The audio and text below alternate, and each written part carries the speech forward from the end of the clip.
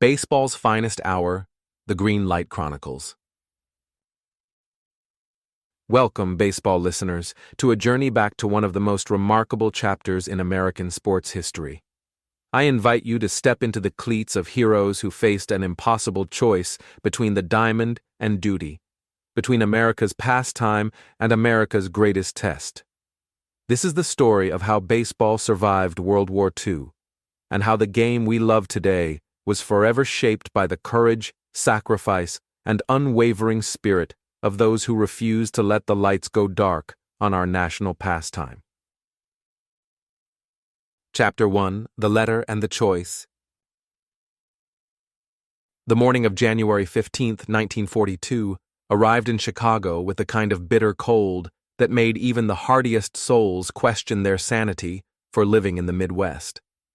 The wind off Lake Michigan carried more than just winter's bite. It carried the weight of uncertainty that had settled over America like a heavy blanket since that terrible Sunday morning at Pearl Harbor, just 5 weeks earlier.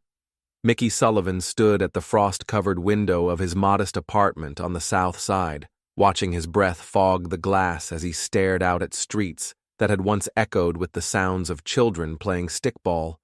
Now those same streets hummed with military trucks and the hurried footsteps of young men heading to enlistment offices, their faces set with grim determination. At 24, Mickey possessed the broad shoulders of a natural athlete and the nimble hands of a boy who had grown up fielding grounders on the cracked sidewalks of Chicago's Irish neighborhoods. His blazing fastball and devastating curveball had made him the toast of Wrigleyville, the pride of his immigrant family, and one of the most promising young pitchers in the National League. But on this frozen morning, none of that seemed to matter. The telephone's shrill ring cut through the morning silence like a curveball through the strike zone.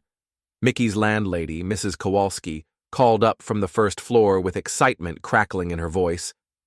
"Mickey boy, turn on your radio! The president himself has given baseball the green light!" As Mickey fumbled with the radio dial, static giving way to the excited voice of a news announcer, he learned that President Franklin D. Roosevelt had written directly to Commissioner Kennesaw Mountain Landis.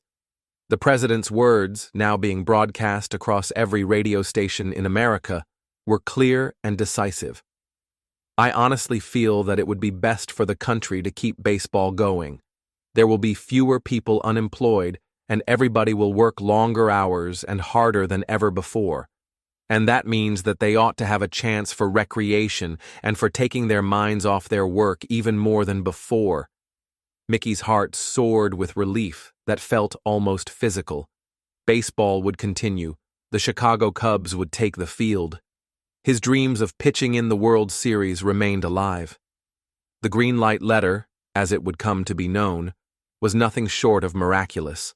A presidential pardon for every ball player in America who had been wrestling with guilt over playing games while the world burned. But before Mickey could fully absorb this life-changing news, a sharp knock at his door shattered his moment of joy. The Western Union telegram boy stood in the hallway, his young face grave with the weight of the messages he carried daily throughout the city. Mickey's hands trembled as he tore open the yellow envelope, and the words hit him like a fastball to the chest. "Regret to inform you that your brother, Private Daniel Sullivan, has been reported missing in action in the Pacific Theater." Mickey slumped against the doorframe, the telegram fluttering to the floor like a dying bird. Danny, his kid brother who had enlisted the day after Pearl Harbor with stars in his eyes and patriotism burning in his heart, was missing somewhere in the vast Pacific. While Mickey had been throwing strikes and signing autographs, Danny had been facing real bullets and real danger. The contradiction struck him with devastating force. Baseball would continue, but at what cost? How could he stand on the mound at Wrigley Field, earning applause and adoration, while his brother might be lying wounded or worse on some godforsaken island half a world away?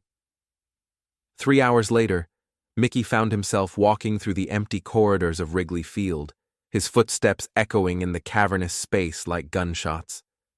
The ballpark in winter was a different creature entirely, stripped of its summer magic and reduced to concrete, steel, and memories. Snow dusted the ivy that clung to the outfield walls, and the infield lay buried beneath protective tarps, waiting for spring's resurrection. He made his way to the pitcher's mound, that small hill of earth that had been his kingdom, his stage, his sanctuary. Standing there in the bitter cold, Mickey felt the weight of Roosevelt's letter in one pocket and the crumpled telegram about Danny in the other, two pieces of paper that seemed to represent the impossible choice facing his entire generation. "Thought I might find you here, son." Mickey turned to see Frank Kowalski emerging from the shadows beneath the grandstand. Everyone called him Pops, and at 60 years old, his weathered face told the story of a life lived through 2 wars, the Great Depression, and more loss than any man should bear. He carried a thermos of steaming coffee and wore the kind of understanding expression that only came from hard-won experience. Pops was a Polish immigrant who had come to America as a young man, carrying nothing but hope and a willingness to work. He had survived the trenches of World War I, where he had lost his older brother, and had spent the last 20 years transforming Wrigley Field's playing surface into something approaching perfection. Just months earlier, he had received his own devastating telegrams. Both of his sons, grown men with families of their own, had been killed in the early months of the war. "Heard about your brother on the radio," Pop said, settling onto the bench beside Mickey and pouring coffee into 2 cups. "Also heard about Roosevelt's letter. Quite a morning for you, I'd imagine." Mickey accepted the cup gratefully, wrapping his cold fingers around the warmth. "I don't know what to think, Pops. Part of me wants to celebrate that we can keep playing. But how can I be happy when Danny's missing? How can I throw a baseball when I should be throwing grenades?" Pops was quiet for a long moment, his eyes scanning the empty field where he had spent the better part of his adult life creating the perfect stage for America's pastime. "You know, Mickey, I was about your age during the last war. Lost my older brother at WWII. Spent months wondering if I should have been there beside him instead of working in a munitions factory back in Detroit. What did you do?" "I kept working. Kept making the bullets and shells that maybe helped end the war a day sooner, maybe saved some other boy's life. Wasn't glamorous, wasn't heroic, but it was what I could do." Pops took a sip of his coffee and continued, his voice carrying the weight of hard-earned wisdom. "This game, this place, it's not just entertainment, son. It's hope. It's a reminder of what we're fighting for.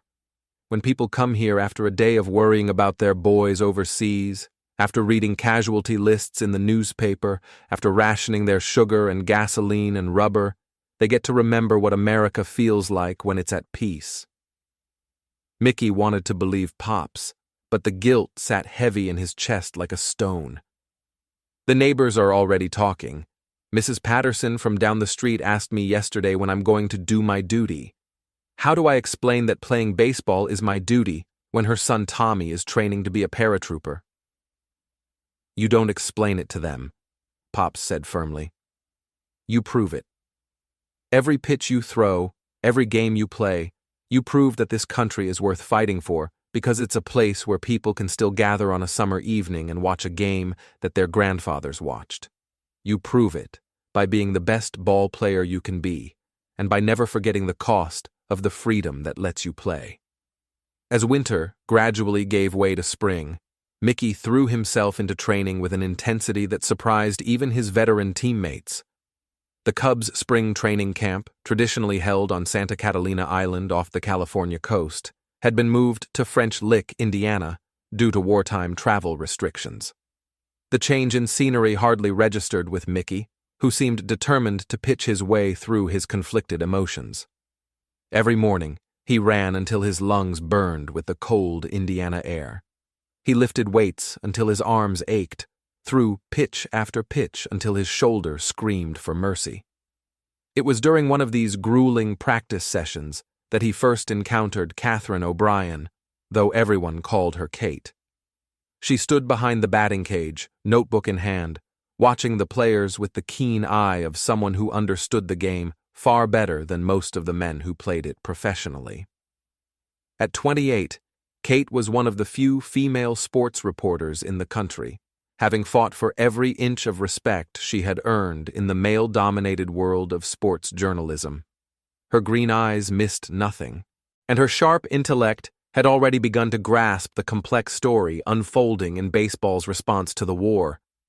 "You're pushing too hard," she said, without preamble, when Mickey paused between pitches, sweat dripping from his brow despite the cool spring air. "Your mechanics are suffering because you're trying to throw through your emotions instead of with them." Mickey bristled at the unsolicited advice from a stranger. "And you are?" "Kate O'Brien, Chicago Tribune. I've been covering baseball for 3 years, and I've never seen a pitcher work so hard to prove something to himself." Her steady gaze held his without flinching, despite his obvious irritation. "The question is, what are you trying to prove?" "That I belong here," Mickey replied before he could stop himself, the words tumbling out with surprising honesty. "That playing baseball matters when the world's falling apart." Kate's expression softened slightly, and Mickey caught a glimpse of the empathy that made her such an effective reporter. "It does matter, more than you know. I've been interviewing families all over Chicago, and you know what they tell me? They tell me that listening to Cubs games on the radio gives them something to look forward to, something normal in a world that's anything but normal. They tell me that watching you pitch reminds them that not everything beautiful in America has to be sacrificed to this war." Over the following weeks, as the team prepared for the 1942 season, Mickey found himself seeking out Kate's perspective more and more. She had a way of seeing the bigger picture that helped him understand his role in ways he hadn't considered. She told him about the letters she received from soldiers overseas who listened to baseball games on Armed Forces radio, about the defense plant workers who scheduled their shifts around Cubs games, about the children who collected baseball cards and dreamed of playing in the majors, despite the uncertainty surrounding their world. "You're not just throwing a baseball," Kate explained one evening, as they walked through the quiet streets of French Lick, the sound of their footsteps echoing off the shuttered storefronts. "You're throwing hope. Every strike you throw is a promise that America will still be America when this war is over." But even as Mickey began to understand the importance of his role, the guilt over Danny's disappearance never fully left him. Letters from home brought news of more neighborhood boys shipping out, more families hanging gold stars in their windows, more questions about why Mickey Sullivan was still playing games while other young men were dying for their country. The breakthrough came in late March, when Mickey received a letter from an unexpected source. The envelope bore the return address of a military hospital in Australia, and inside was a letter written in shaky handwriting that would change everything. "Dear Mickey, you don't know me, but my name is Corporal James Mitchell. And I was with your brother Danny when his unit got separated during the fighting on Bataan. I want you to know that Danny talked about you all the time. He carried a picture of you in your Cubs uniform, and he used to tell us stories about growing up in Chicago and going to games at Wrigley Field. When things got really bad, when we were hungry and scared and didn't know if we'd make it through another day, Danny would describe Cubs games pitch by pitch, inning by inning.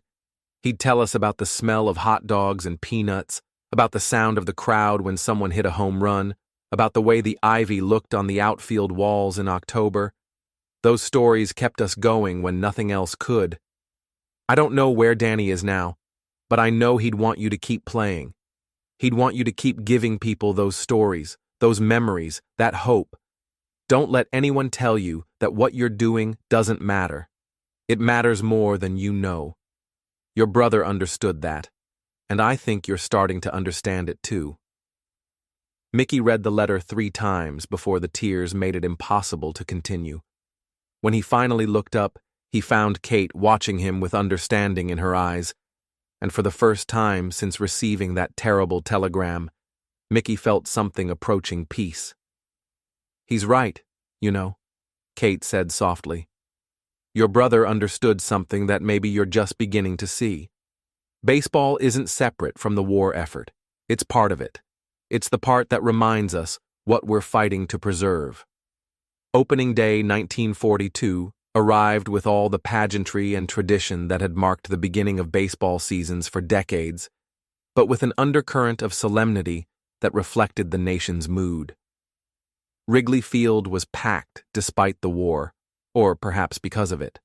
Families who had sent sons and husbands overseas came seeking a few hours of normalcy. Defense workers who had been pulling double shifts came to remember what leisure felt like. Children who had been collecting scrap metal and buying war bonds came to dream of a future where their biggest worry was whether their team would win the pennant. As Mickey took the mound for the first pitch of the season, he looked around the stadium and saw more than just baseball fans. He saw Pops, who had lost 2 sons but still believed in the power of the game to heal. He saw Kate, who was fighting her own battles for recognition and respect in a profession that barely tolerated women. He saw families clutching photographs of loved ones overseas, workers still wearing their factory uniforms, and children whose eyes held the same wonder that Mickey remembered from his own childhood. The opposing batter stepped into the box, and Mickey felt the familiar weight of the baseball in his hand. But this time, it felt different. This time, he understood that he wasn't just throwing a piece of horsehide and cork. He was throwing a piece of hope, a fragment of the American dream, a promise that some things would endure no matter how dark the world became. He wound up and delivered his first pitch of the 1942 season, a perfect strike that caught the outside corner of the plate. The crowd erupted in cheers, and for the first time since receiving that telegram about Danny, Mickey smiled. He was exactly where he belonged, doing exactly what he was meant to do. Chapter 2: Playing Through the Storm. The 1942 season unfolded under the long shadow of global war, each game played against the backdrop of newspaper headlines that grew more sobering by the day. The rhythm of baseball, once as predictable as the sunrise, now felt constantly interrupted by the harsh realities of a nation mobilizing for the greatest conflict in human history. Player shortages became an immediate and pressing concern that transformed the very nature of professional baseball. Each week brought fresh departures from major league rosters as players traded their flannel uniforms for military khaki. Mickey watched teammates disappear from the clubhouse with startling regularity. Men he had shared jokes and triumphs with, suddenly gone to training camps scattered across the country. Their empty lockers served as constant reminders of the choices Mickey had made, and the guilt that came with them. The replacements told their own remarkable stories. Aging veterans who thought their playing days were finished found themselves called back to service, their graying hair and creaking joints testament to baseball's desperate need for talent. Teenagers barely old enough to shave were plucked from high school diamonds and thrust into the major leagues, their wide eyes reflecting both terror and wonder at finding themselves sharing clubhouses with their childhood heroes. Kate O'Brien chronicled these changes with the sharp eye of a journalist and the compassionate heart of someone who understood what was at stake. Her articles explored the complex definitions of service, highlighting players who worked grueling shifts in defense plants during the off-season, their hands, once accustomed to fielding ground balls, now shaping airplane parts and artillery shells. She wrote about the ball players who traveled overseas to entertain troops, bringing slices of home to distant battlefronts where American boys faced unimaginable dangers. One particularly powerful piece focused on a Cubs utility player named Tommy Morrison, who had been classified 4F due to a heart murmur, but spent his winters working 18-hour days at a munitions factory outside Chicago. "People ask me why I'm not in uniform," Morrison told Kate during a late-night interview at the factory. "I tell them I am in uniform. This coverall is my uniform, and every shell I help make might save an American life somewhere." Kate's reporting became a crucial counter-narrative to the simplistic enlist or be shamed mentality that pervaded much of the public discourse. Through her work, she helped bridge the gap between the men on the field and the men on the front lines, demonstrating how baseball served as a vital morale booster for a weary nation. Her articles reached beyond the sports pages, finding their way into letters that families wrote to sons overseas, into conversations in factory break rooms, into the hearts of people struggling to understand their own roles in the war effort. Wrigley Field itself underwent a dramatic transformation that reflected the broader changes sweeping American society. Bond drives became regular features before games, with celebrities and politicians taking the microphone to urge fans to invest in victory. The familiar sounds of the ballpark, the crack of bats, the roar of crowds, the calls of vendors, now mingled with patriotic speeches and the martial music of military bands. Victory gardens sprouted in every available patch of green space around the stadium, tended by fans who arrived early to work their plots before first pitch. The smell of fresh earth and growing vegetables mixed with the traditional aromas of peanuts and popcorn, creating an olfactory reminder that even baseball had joined the war effort.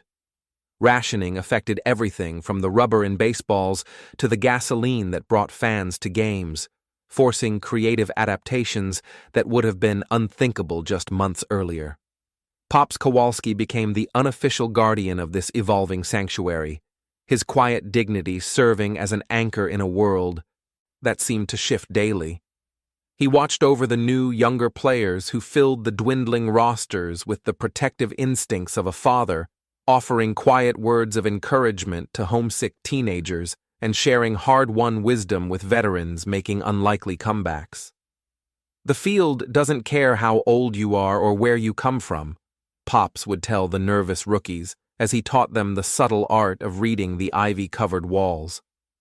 It only cares how much respect you show it. You treat this place like the cathedral it is, and it'll reward you with moments you'll remember for the rest of your life. For Pops, maintaining the pristine diamond was more than groundskeeping. It was an act of profound patriotism, a defiant stand against the chaos threatening to engulf the world. He saw the field as a symbol of continuity, a place where, for a few precious hours, people could forget about rationing and blackouts and casualty lists and simply be fans.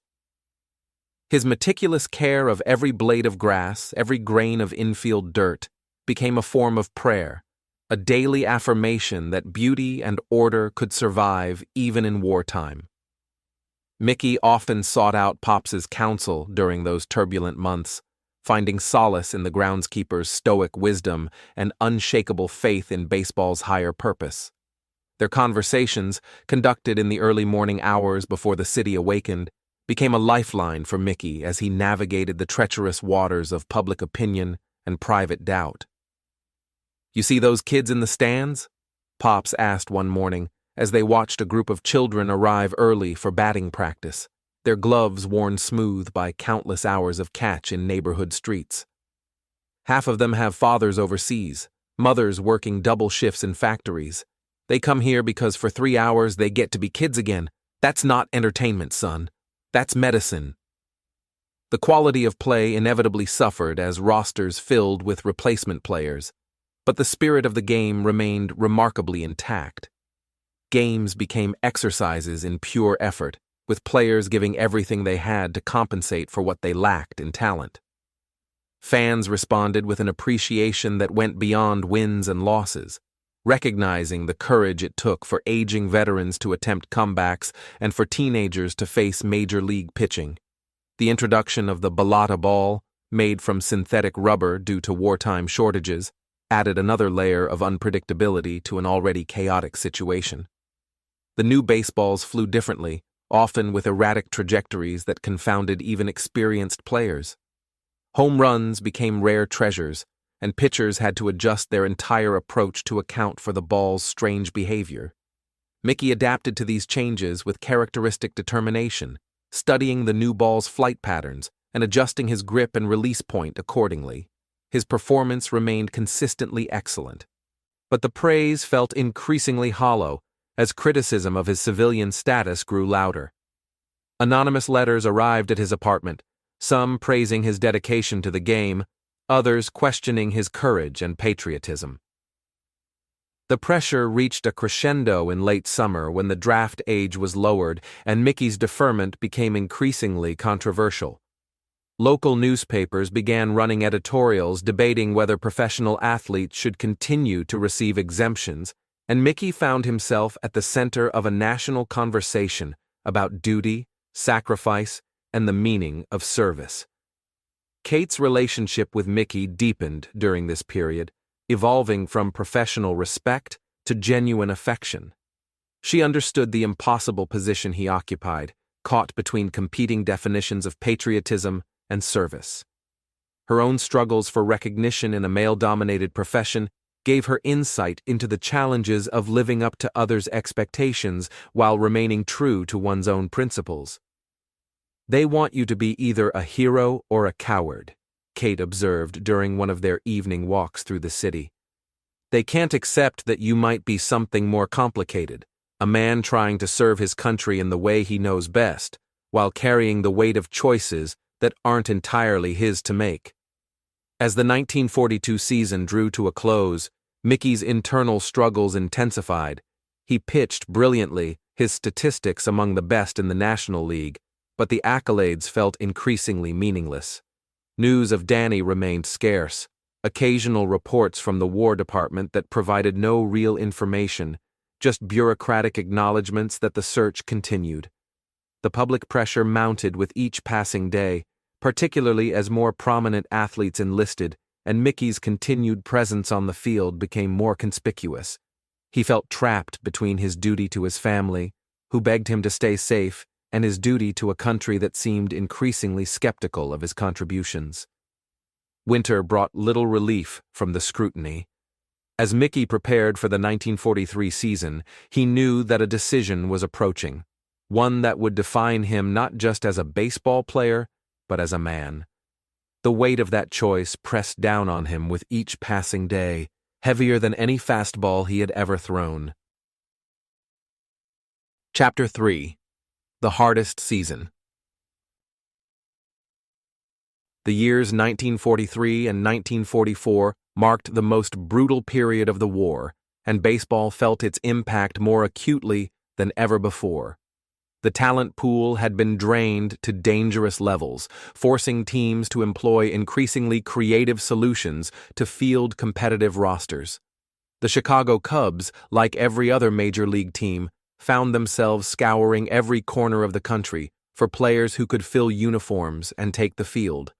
The roster that assembled for spring training 1943 would have been unrecognizable to fans from just 2 seasons earlier.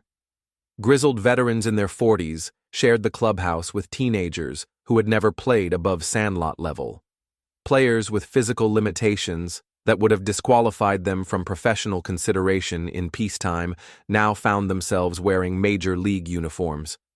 One pitcher had a withered left arm, another was legally blind in one eye, and a third played despite a pronounced limp from a childhood bout with polio. The famous balata ball, manufactured from synthetic rubber due to wartime material shortages, continued to confound players and fans alike. The ball's unpredictable flight patterns turned routine pop flies into adventures and made home runs increasingly rare. Pitchers had to completely reimagine their approach, while hitters struggled to adjust to a ball that seemed to defy the laws of physics they had spent their careers mastering. It was during this period of maximum chaos that Mickey Sullivan finally confronted the demons that had tormented him since receiving news of Danny's disappearance. The constant whispers about his civilian status, the mounting pressure from a nation increasingly intolerant of perceived shirkers, and his own gnawing guilt had become unbearable burdens. On a cold February morning in 1943, Mickey walked into a military recruiting office in downtown Chicago, his jaw set with determination. He had made his decision. He would enlist, would finally shed the burden of his perceived inaction, would join his brother and countless other young men in the fight for freedom. He stood in line with dozens of other potential recruits, filled out the necessary paperwork with hands that trembled slightly, and submitted to the thorough physical examination that would determine his fitness for military service. The irony was cruel and immediate. a minor knee injury from his high school football days, a forgotten sprain that had never fully healed, was deemed sufficient to disqualify him from combat duty. The doctor, a weary man who had processed hundreds of similar examinations, delivered the news with clinical detachment. "I can approve you for limited service, non-combat roles only. Clerical work, maybe some training duties stateside, but with that knee, you'll never see the front lines." The rejection, though not Mickey's fault, felt like a profound personal failure.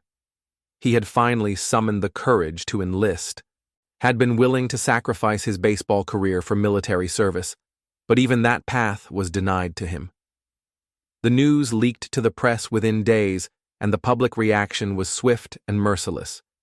Some saw it as a convenient excuse, others as divine intervention that kept a valuable entertainer on the home front. The consequences for Mickey's career were immediate and devastating. The cheers that greeted him at Wrigley Field became more muted, mixed with boos and catcalls from fans who questioned his commitment to the war effort.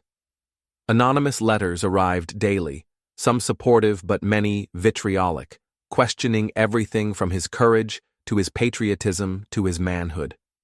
Kate O'Brien found herself defending Mickey in print and in person, her articles exploring the complex realities of military classification and the unfairness of judging individuals for circumstances beyond their control. She documented the stories of other athletes who had been rejected for military service, revealing the arbitrary nature of the classification system and the cruel irony that often kept the most physically gifted young men out of combat roles.